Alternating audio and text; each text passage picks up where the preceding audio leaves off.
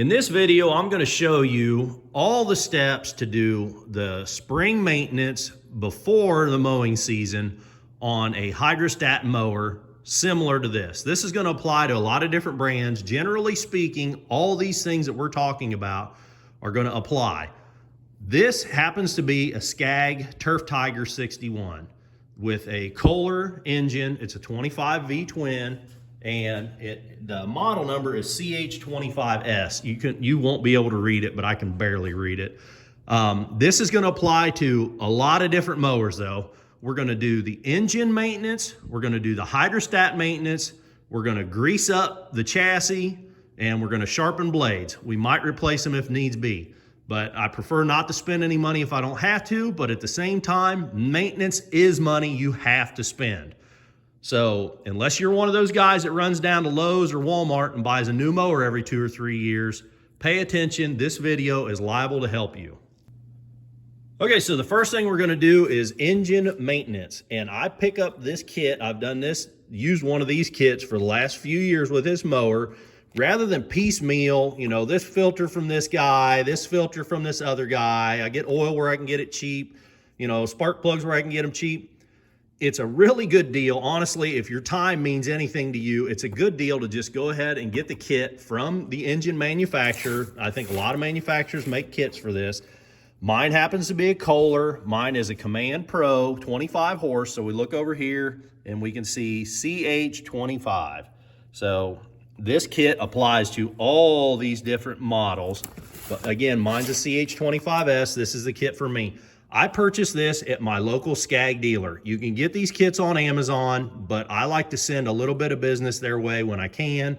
And it's not that much more expensive. I think the difference in price was only a couple of bucks to go to my local guys, and I'd rather send money their way to keep them in business so that they're there when I need them, and rather than just sending money to Amazon. So I picked it up same day, paid just a couple of dollars more, but I feel good about the purchase. So there's everything in here I'm gonna need. There's an oil filter, there's 2 quarts of engine oil, there's a fuel filter, 2 spark plugs, the air pre-filter, and the air filter itself. So everything we need for engine maintenance is in here. So what I'm gonna do to start out for my machine, I did some maintenance work, I did some repair work on it already. I replaced those yellow lines, those oil cooler lines. In doing those oil cooler lines, I removed the engine oil filter.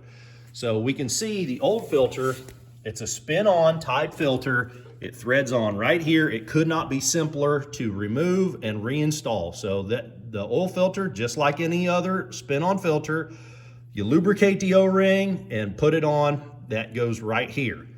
This is the cap for the oil drain. In my mower, I have, see that cast iron elbow that threads into that nipple, goes into that block? That's my oil drain right there. So I unthreaded the cap off the end of that elbow, and I've drained my oil, and it's just about done dripping now, so I'm almost ready to put it back on. Now your drain might look a little different depending on your model of mower, but it's gonna be somewhere at the bottom of the engine, at the engine case. You can see how low that is. There will be some sort of oil drain on your mower. So go ahead and get yourself a pan, open your drain up, do a better job than I did apparently with the pan placement. Open your drain up, thread your filter off, and you'll be at the same spot that I'm at right now. Okay, so one way you can verify that you do have the correct filter is to look at your old part number. So you can see this part number, 5205002-S, and we can compare that to the old part number to be certain that we have the right filter. And there's that part number, 5205002-S. So we know we've got the right filter for our application. So it's always a good idea to double check. Now, the filter itself is essentially, it's ready to install. I am gonna lube this up. You should always lube up your filters. Okay, so I'm gonna put my finger in there, give it a little slop.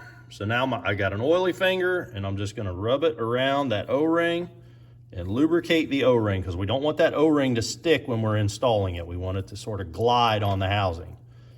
So that's good. There's no need to try to fill this filter because you're gonna tip it sideways and make a mess. So that's good. That filter is ready to install. Okay, so now back over at the engine, we want to take a rag. First of all, we want to be certain that the old O-ring came off the filter housing.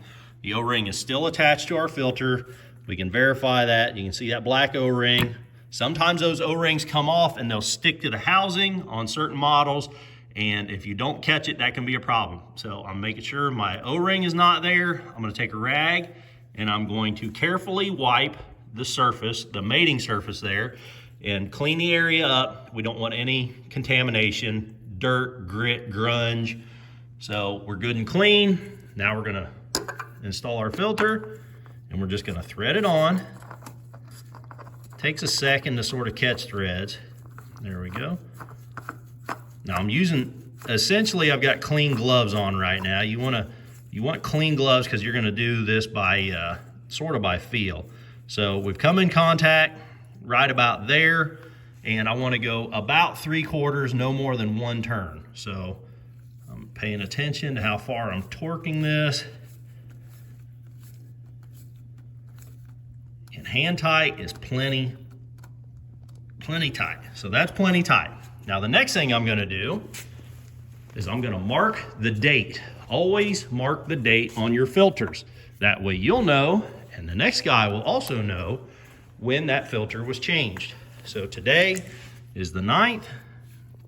I'm gonna put 4/9 of 25. Okay, so we've got our filter on. Next thing is to put the cap back on my drain. Again, this is my style of drain may be different than yours. But for me, all I have to do is thread this cap back on. You may have some other different kind of plug. So whatever you had to do to drain it, go ahead and close your drain back up now. I'm gonna grab a wrench and I'm gonna tighten that up. We got our filter on and our drain is closed. Now we need to sort of determine how much oil we need. So look at the amount of oil that you took out, and assuming that you had checked your oil recently and it was at the proper level, I'm gonna estimate that this is that's about 1.5 quarts. So I know it's safe for me to dump the first quart of oil in, and I won't have to check it until I start into the 2nd quart of oil. So this is my engine oil dipstick. So this is where I'm gonna check it. This is my oil fill, so this is where I'm gonna fill it. Hopefully you can see on the dipstick there. I think you can. 1 quart got us on the dipstick, but it looks like we're gonna need at least another 1/4 or 1/2 quart. So I'm gonna go ahead and dump 1/4 of a quart in there and then check it again. Okay, so I put a little in, checked it, put a little more in, checked it, and now hopefully it's showing up. We are just below the full line, which is good for now. Try not to ever overfill an engine. I do realize we're gonna have to, after we run this engine for a few minutes, we're probably gonna have to add a little more, but I don't wanna assume anything and overfill it right now. So we're right up to just about to the full line. I'm gonna go ahead and remove my funnel, put my cap back on, put my dipstick back in, clean everything up, go ahead and start the engine. I'm gonna run it for 4 or 5 minutes, and then I'm gonna shut it off, let it cool down for a few minutes, and then I'll show you what we're gonna do from there. Well, we ran it for a few minutes, and you probably can't tell, but it's about halfway up the hash marked area. So now we know that our filter is filled up. So now whatever oil we put in there, we know will be, show up on the dipstick during regular cycles. So I'm gonna go ahead and top this off until it brings it right up to the top of the, to the full line, and we'll be done with the engine oil. Okay, so next thing on the list, or next thing we're gonna do, just so I don't drop them on the floor, is these spark plugs. So most spark plugs you'll find if you can't find the gap on your plugs, 30 is always, if I had to guess at a spark plug gap, go with 30. And I've looked through the list here, and my engine's right here, and recommended gap on these is 30. So get yourself either a feeler gauge or a spark plug gapping tool. It could be a wire tool, could be one of these little solid deals like I'm using, And so like right there, we can see that this plug is, right now, it's only gapped to about 25. It's 0.025 inches, that is. So here, I'm just using the tool to sort of pry it open a little bit until we get to 30. So right there's 30. Hopefully you can see that. Don't ever assume that your plugs are gapped to your engine when you receive them. And that's on anything, any spark plug. Okay, so we got them gapped to 30. They both look good. Changing spark plugs is pretty simple. So here's what we're gonna do. So depending on your engine, your spark plugs are gonna be located in different places, but they are all gonna look like this. They're gonna have this looking boot. Some sort of boot is gonna be snapped onto the end of them. If you pull that boot off, it just snaps on there. Use a wrench, appropriately sized. They shouldn't be very tight, they should just be snug.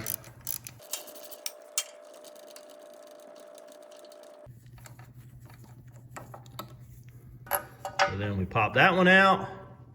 We're gonna verify Champion RC, what does that say, 1ZYC? Champion RC, oh, okay, 12YC. Okay, so then we're gonna, two hands here, and I'm just sliding that plug up in that. Spark plug wrenches have a little rubber grommet inside that holds the plug for you. So now I'm gonna be very careful not to drop a bunch of dirt in the hole there, because that goes directly into the combustion chamber. And you wanna be able to thread your spark plug in by hand until the crush sleeve seats. So if you have trouble starting your plug in the hole, back it out, you're probably cross-threading. Do not cross-thread your spark plugs. Bad things happen. Okay, now when we tighten this up, we just want to tighten it up enough to crush that washer. Don't over-tighten it. That's plenty. So this is the crush washer that I'm talking about here. This washer that crushes down and creates a seal. So we just need to tighten it down enough to smash that washer down a little bit. And when you put our boot back on, listen for the click, or you'll feel it sort of snap on there. There, I felt it. It really didn't click audibly, but I could feel it snap on there. So that's how we change spark plugs. I'm gonna go over here, and there will be, on my engine, mine is a twin cylinder, which means it has two cylinders, means it has two spark plugs. So I'm gonna do the exact same thing over on this side. Okay, we're running out of parts in our kit, so the next thing I see, might as well just do this next. It doesn't really matter which we do first. So let's change this fuel filter. Now on these filters, a lot of people don't realize, make sure the arrow is the direction of fuel flow. It should be going from the tank to the engine. That's what that arrow means. From the tank, this will be the hose leading to the tank. This will be the hose going to the carburetor up under the air filter. And again, depending on your mower, yours may or may not be easy to get to. Mine is as simple as it could be. There's a couple of squeeze clamps here. If you had a threaded clamp, you might need to unthread yours, but these are just squeeze clamps, and most of them are this way. So I'm gonna squeeze those clamps. Now I'm gonna put a pan underneath, because we're gonna dribble a little bit of fuel. We shouldn't lose much, because the tank is down here. This is my fuel fill. My tank is down lower than the filter. So we'll lose a little bit if there's some in the line here, but it's not like we're gonna drain the tank. Yours may be different. Your filter may be lower than your tank, so keep that in mind. You may drain your tank when you're changing your filter, so kind of be quick about it. So I'm gonna put a pan down there. I'm gonna take two hands, and I'm just gonna pull on this rubber hose with one hand, and I'm gonna pull on the filter the other hand, and I'm gonna pop these barb fittings apart. It took two hands and just a little bit of muscle, but I didn't need any tools. I was able to pull these apart. Sometimes when your line gets old, gets a little brittle, it sort of forms around the barbs on your filter. So you may have to pull kind of tight here. But I got mine out, and again, we want to reference that arrow. So arrow goes in the direction of flow. So from the tank up to the engine. And again, we can verify that by following this line up. This line goes up to the engine. This is the fuel pump, and then it disappears under the air filter cover, and that's where the carburetor lives. So we need the arrow to go this way. So again, I'm going to take 2 hands and I'm just going to plug that into that hose, plug that into that hose. I'm going to use my pliers again, squeeze these clamps and slide them up after I get it all put together. Okay, so that's a fuel filter done. Okay, so we're really running out of things in our kit. The only thing left is the air filter and the pre-cleaner. Now this is actually a 2-piece thing. This white thing is the air filter. It's a cartridge filter. It's a round cartridge filter. This is called the pre-cleaner, and you saw how it stretched around that. This will need to be oiled. So let's go over to the machine and I'll show you where that lives first, and then we can oil it up and install it on the machine. Mine lives under this housing. So follow your fuel line. Your fuel line and your air filter will terminate in the same place on the engine. So this is the cover for the air filter and carburetor. So that just comes off, and we can see how disgusting mine is. So I'm gonna make sure that I don't drop any junk into the carburetor when I remove this. So the first thing I'm gonna do is loosen this nut. This is a circular metal cap that will come off, and we will reuse. And then we're going to throw the filter away underneath. You can wash and reuse your pre-cleaner, but I am going to just throw mine away. It was in the kit, and if I have one handy, I will use new. Don't knock any dirt in that hole. That's your carburetor. That leads into the internals of your engine. So we're going to take this over to the workbench. Again, this is reusable. It's a little tight. So this, I'll probably take a rag and just sort of wipe that off. But this is the old filter and pre-cleaner. Now, I want to show you guys just what I mean about washing and reusing.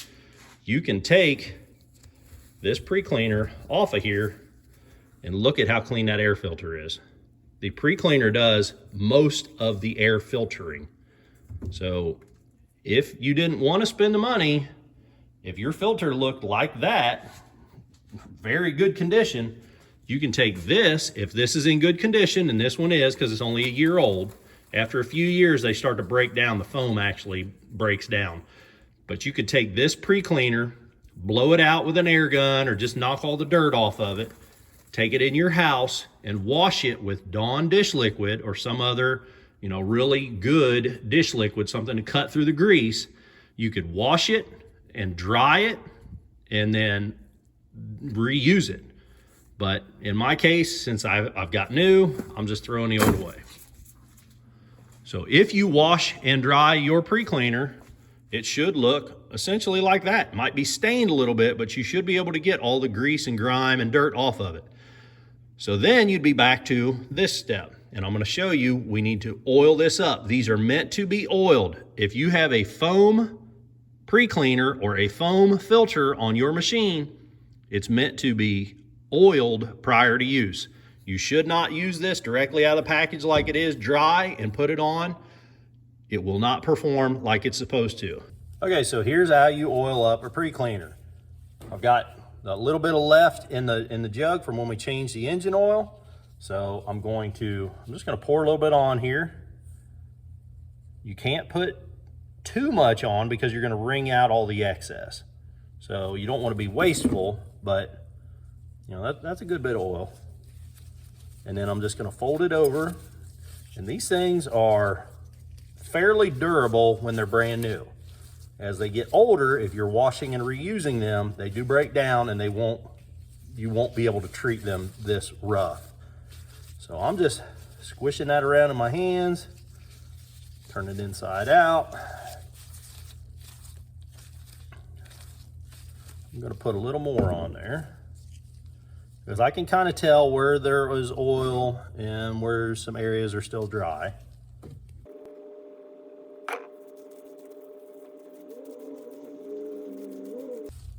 Just keep folding it and unfolding it and working it, and sort of just massaging all the oil in.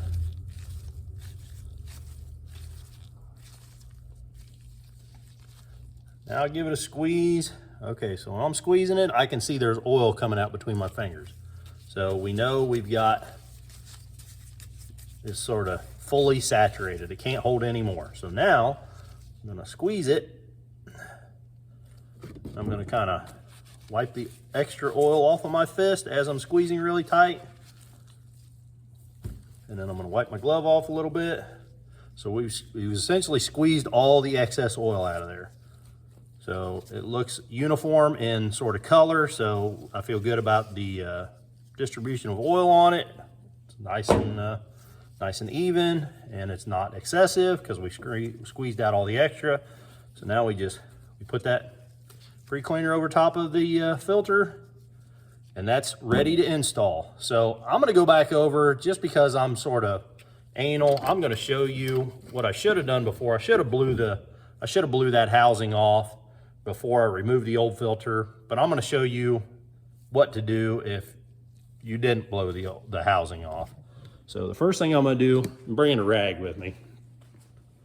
I'm gonna stick a rag in that hole to plug that hole so that no dirt can get in there.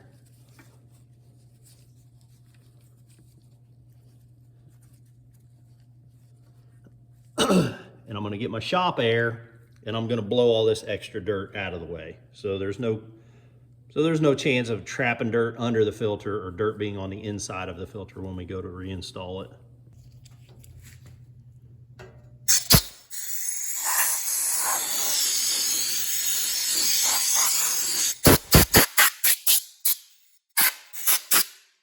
I'm gonna take one hand and put on that rag and then use the other hand to blow the dirt off. Okay, so that only took just a second. And now we're ready to install our air filter assembly. These things are, okay, so the pre-cleaner has no inside or outside. If you flip that pre-cleaner inside out, that's fine.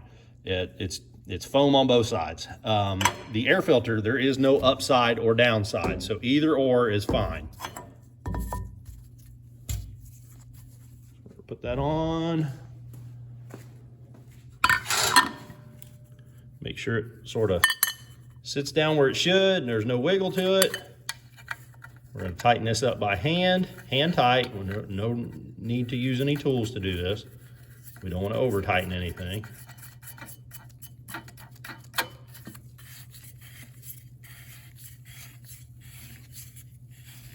But we want it to be seated down good and snug so that we don't have any gaps where dirt can get up under the filter and get into our engine. And then we're going to put this housing over top. Sometimes it can be a little finicky lining that back up, but everything should sit together with no weird gaps or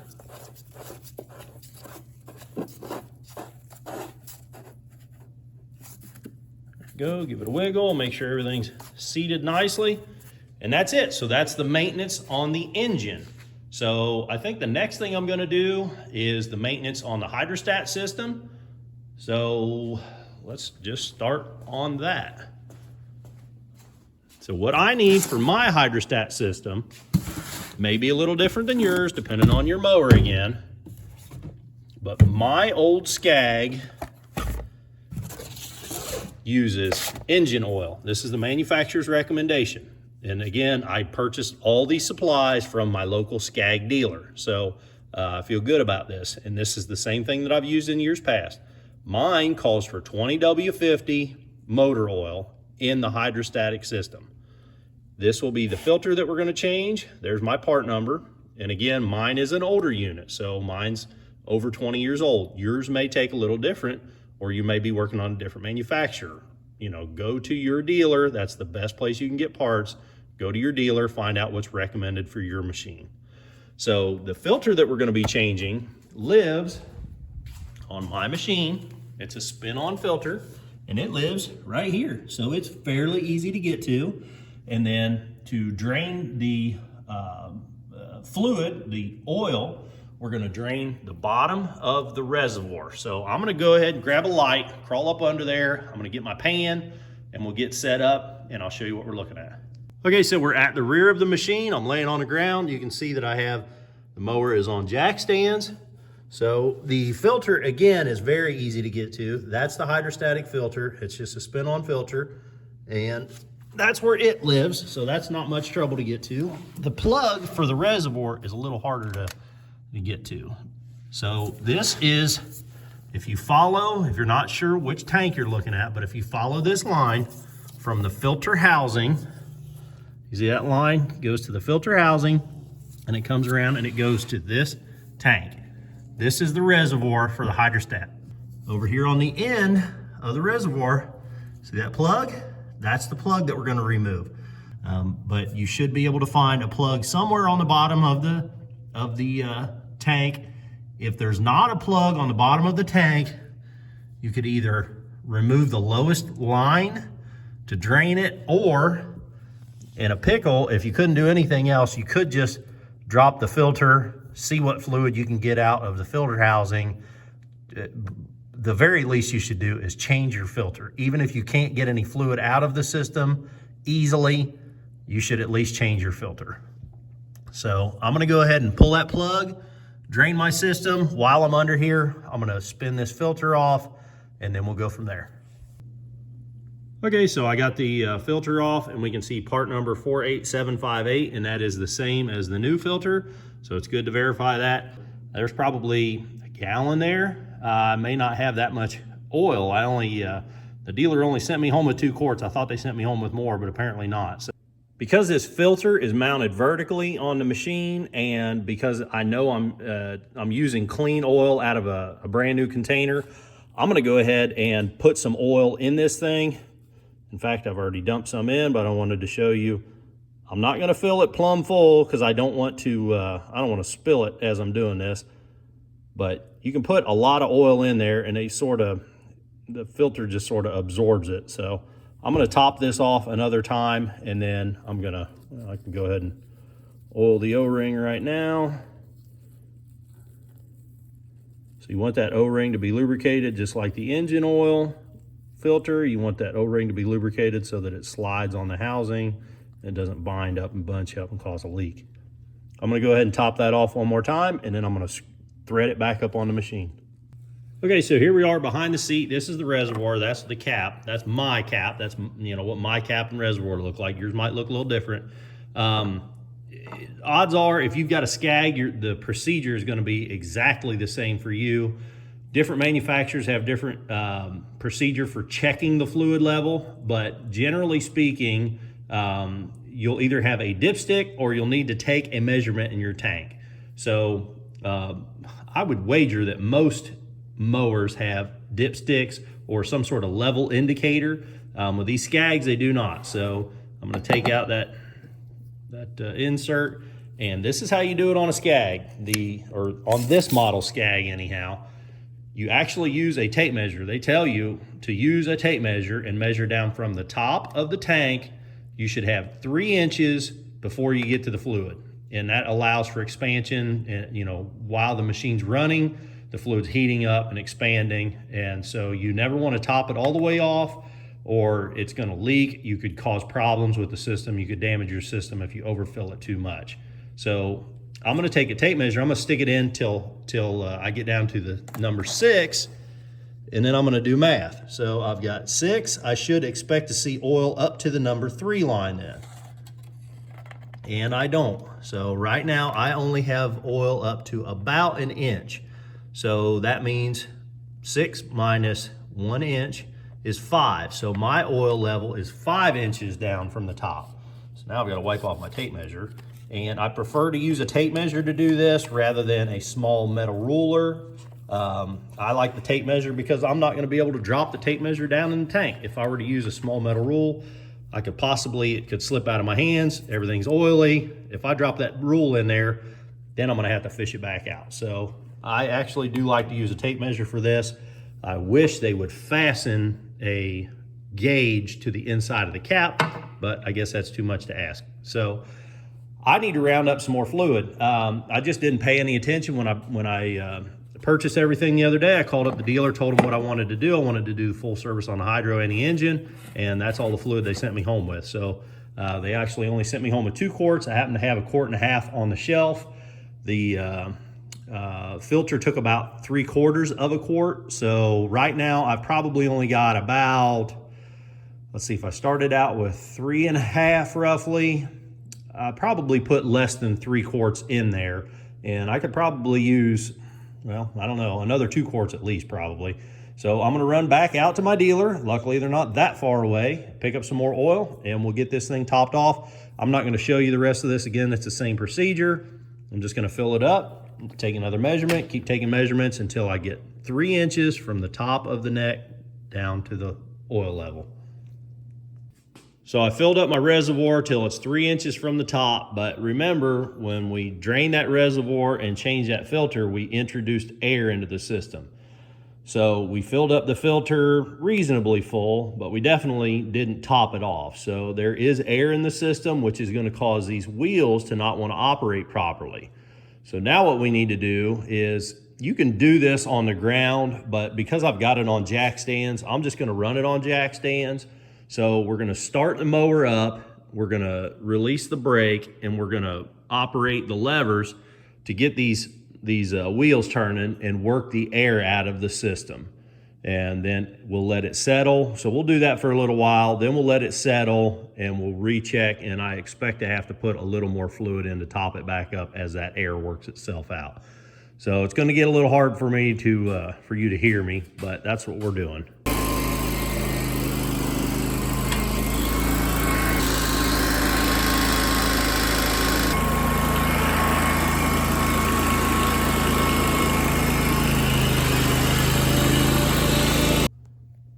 Okay, so I got the seat flipped back up. It's been sitting here for, I don't know, about 10 minutes, cooling down, letting everything settle back out. I just checked my level. It had dropped about almost 1/2 inch. So, that was about 1/2 quart almost that it took to retop that up. So we've got it all topped up to 3 inches below the top of the neck, which is right where it's supposed to be. So we're good on the engine and hydrostat system now. This hydro change took 5.5 quarts of fluid is what I ended up using total. The next thing we're going to do is, on this machine, there is a gearbox in line between the engine and the belt system on the deck.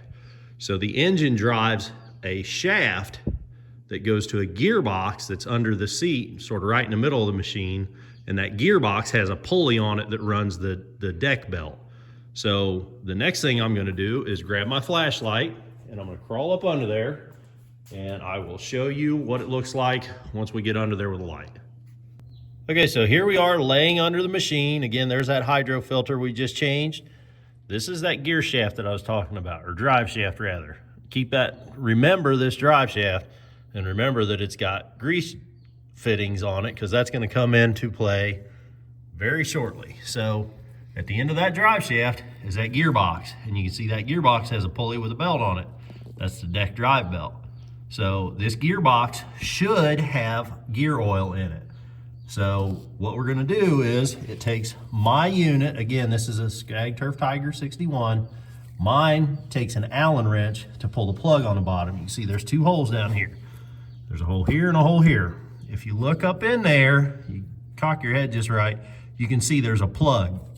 It takes a 3/16 Allen, and I'm gonna open this plug, and there should be gear oil come out of this.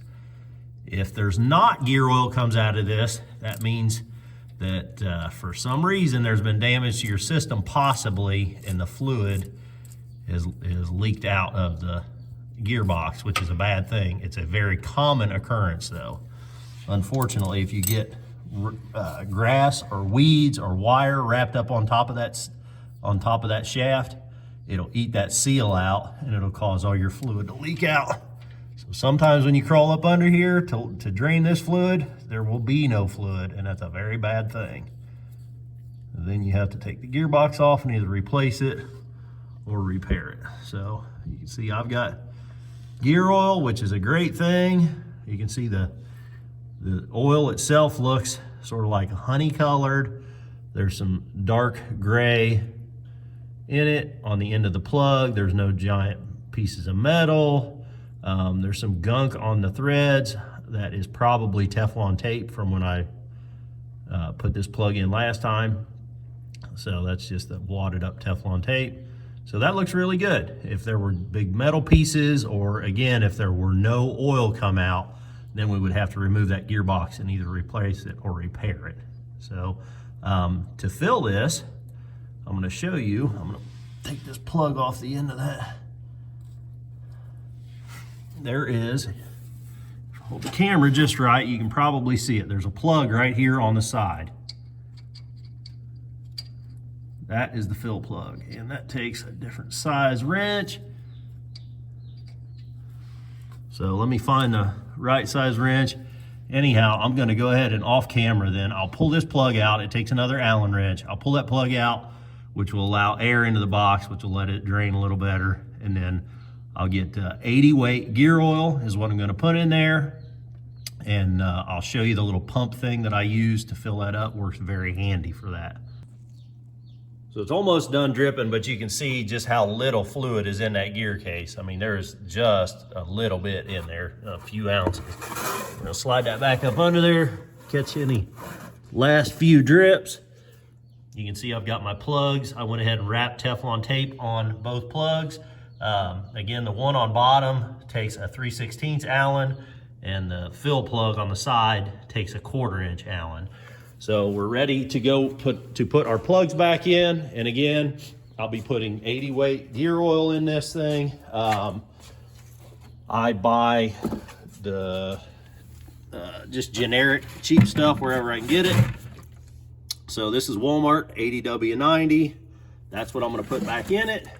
I keep it in a, I forget what brand that even is anymore. I pour it out of the big jug into this little jug, and then I'll take the cap off this little jug and I'll put this little pumper apparatus in there. And this works really good. This is sold to fill up the outdrive on boats, but it works really good for this also. So I'm gonna get this all set up and I'll meet you back up under the mower. Okay, so I reinstalled the drain plug on the bottom. Now I've got the end of my little pumper apparatus, and I'm gonna, well, drop my bottle. So again, that pumper apparatus threads into the top of that bottle, and then the other end of that pump hose has threads on it that thread into the outdrive of a boat, but in this case, we don't need to thread it in. We're just gonna hold it in there, and then I'm gonna use my other hand to pump that, and I'm gonna fill this up until oil starts coming out that hole. So you can see I overfilled it a little bit, which is not a big deal. I'm just letting it sort of drip down and find its level. So once this stops dripping, which is just about done, I'll go ahead and install the plug on the side, and we'll be done with this gearbox. Okay, so we're still up under the machine. We're done with that gearbox. But now the next thing we're gonna do is we're gonna lubricate the chassis. So we're gonna run around here with a grease gun, and everywhere there's a grease fitting, we're gonna put some grease in. So you can see there's a grease fitting there on the end of that shaft. There is a grease fitting right there in that universal joint on the shaft. There's another grease fitting right here on that shaft. Well, where's that? There it is. You can see that grease fitting sticking down there. There's another grease fitting on the other universal joint.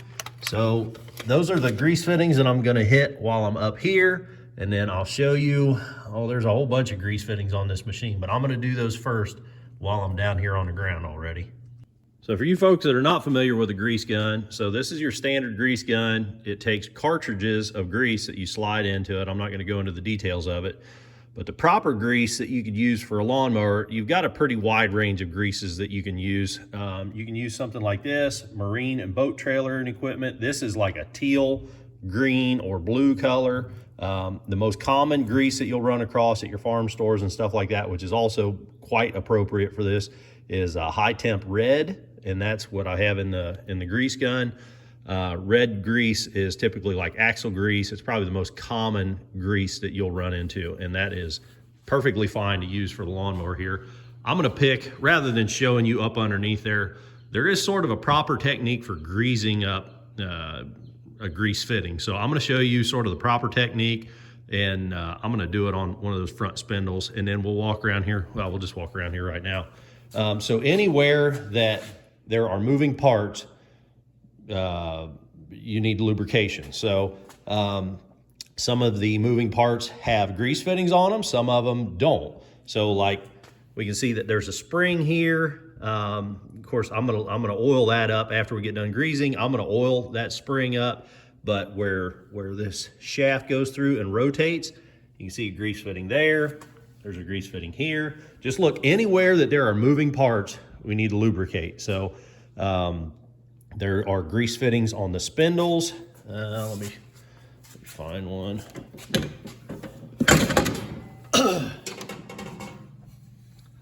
See that little grease fitting sticking out there? So you can reach under here with your grease gun, plug it on that grease fitting. Each of the 3 spindles has grease fittings. So there's gonna be 3 of them there. Again, we looked at the drive shaft, and we noticed there's like 3 or 4 or 5 up under there. So don't forget those. There are also grease fittings. I'm gonna try to see if I can do it without removing the wheel. Sometimes it's easiest to remove the wheel, but you can reach your hand back around here. There are grease fittings on the brake assembly on each wheel. So make sure you grease those. And then again, anywhere that there is not a grease fitting, but that there are moving parts, that there's a grease fitting here. But so many of these, like right there, that's metal on metal rubbing. I'm gonna go around with, at the minimum, like a 3-in-1 oil can or something. I use a standard sort of typical old school pumper. I'll put 10W30 or any other, 5W20, whatever oil you got laying around. And then I'll just go around. Let me show you that while I've got it in my hand. Anywhere that there are moving parts that don't have a grease fitting, they get a little oil. So I'll put just a couple of drops right there, and that's good enough. This spring, where it rubs on the end, that washer, and back here on this end, just a couple of drops of oil. Everywhere around here that there are moving parts, a couple drops of oil. We don't want to go hog wild and saturate everything and cause, dirt to build up everywhere. The seat, where the seat slides, I'm gonna lubricate that. So I'm gonna go around here with this oil can, do all that, but let me show you sort of the proper technique for how to grease a grease fitting. So the proper technique for applying grease to a grease fitting, the very first thing you need to do is get a rag and wipe the tip of the fitting. Wipe any grime or dirt or contamination off the tip of the fitting. Then snap the end of the grease fitting. You should feel it plug onto, sort of give a little snap. Plug it onto the fitting and then squeeze the handle. This is a palm squeeze kind. You may have the kind with a lever on it, but pump the grease in, give it at least 3 pumps. If you don't know how many pumps to add to a fitting, some grease is better than no grease, but too much grease can blow seals. So 3 pumps, if nothing else, on any of your fittings. I'm gonna do a little more on this because this joint is a very loose joint. It's a very large joint. So I'm gonna put about 10 pumps in this one. So then when I'm done pumping, give a little wiggle and pull back. When you get done with that grease fitting and you're wiggling and pulling and it won't release, you can unthread the end of your grease fitting. See how it's got this knurled texture on the end of it there? You can unthread that slightly and that loosens up that connection, and then it pulls right off. Some very, very inexpensive grease lines are, you can't turn that off, but most you can. So just give that a little twist, it'll loosen it up, it'll pop right off. Do not, if it's stuck on there, do not start wrenching back and forth really hard, because what you can do is snap off the end of your grease fitting, and then you're gonna have to repair it. Okay, so we're done lubricating everything. I went around here and oiled up all the little moving parts. I greased up all the grease fittings. I then dropped the machine back down on the ground, got it off the jack stands. I pulled my jack around here to the front, and I lift mine up by the deck. If you don't feel comfortable lifting yours up by the deck, depending on your model, that may not be appropriate for you. You can lift up under these front wheels. But now I'm gonna raise the thing up.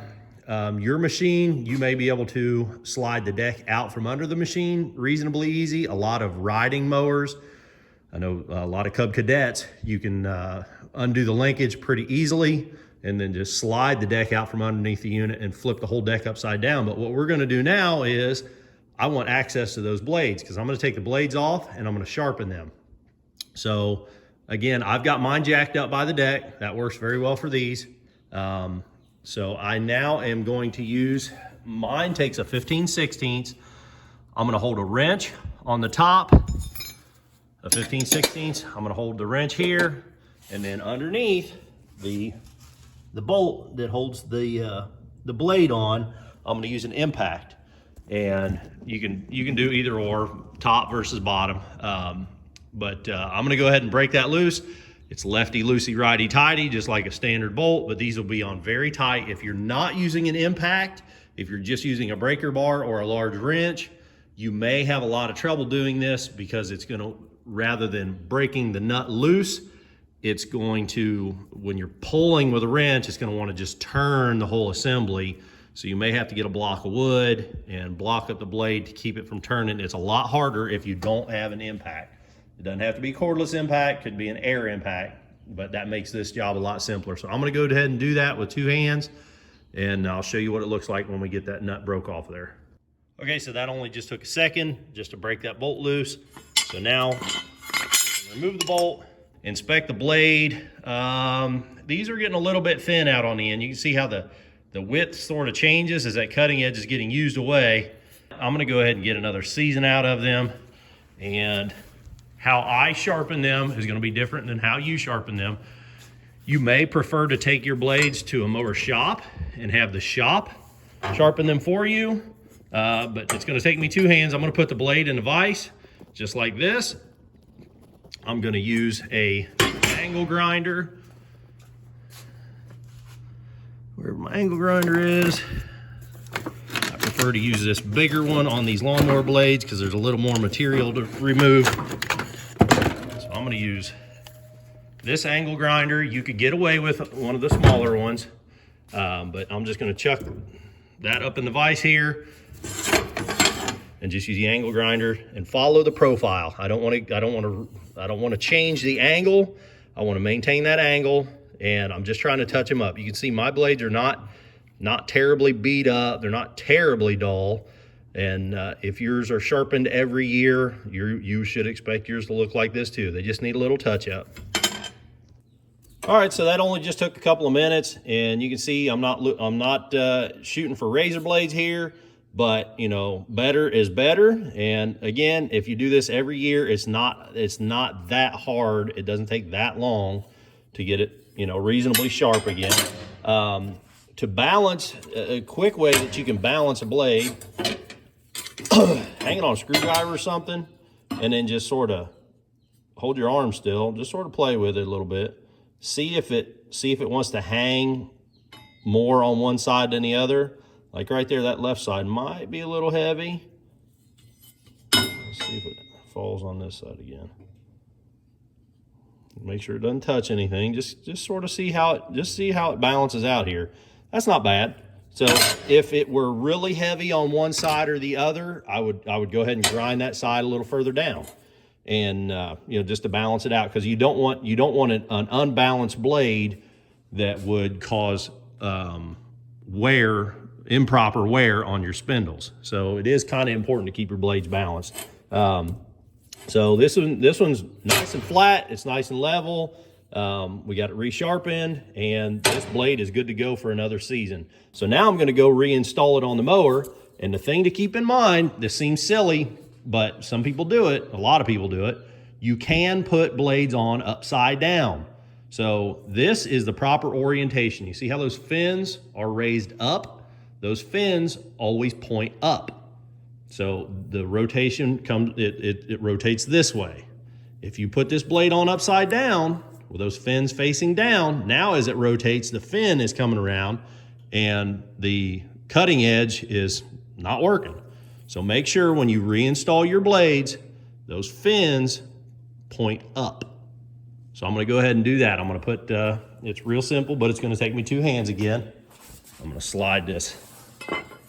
Make sure I don't have any grass or any, twine or anything wrapped up on that bolt. That's a good spot for it to catch. Put that in there. I'm gonna slide this up underneath through that hole, and then I'll thread the nut on and then just torque it down with my impact again.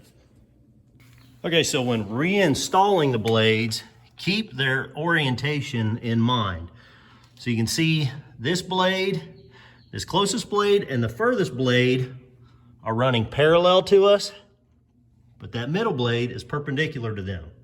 So again, it's kind of hard to see down there, but this blade is running this way, this blade is running this way, and that blade is running that way. That way, when you put them back in like that, as they're turning, they're all 3 turning in the same speed, there is less likelihood that they would come into contact with each other. Now they should not ever come into contact with each other. But if we're taking them off and we're putting them back on anyhow, why not just clock them accordingly? And no service job would be complete without airing up the tires. So I'm gonna run these up to about 15. It's kind of hard to read on that gauge. Thereabouts. If you air them up too tight, then it rides really rough, but you gotta have, plenty of air in them. So I'm gonna go ahead and air up the other side just the same. Check your front tires. If your front tires take air, make sure you air them up appropriately. Some front tires don't take air. Well, that's it. That's how you do a full service on your lawnmower. I hope I helped you with this one, guys. If I did, click that thumbs up button. If you wanna see more videos of me working on all kinds of stuff out here in the shop, click subscribe. Till the next time, keep on tinkering.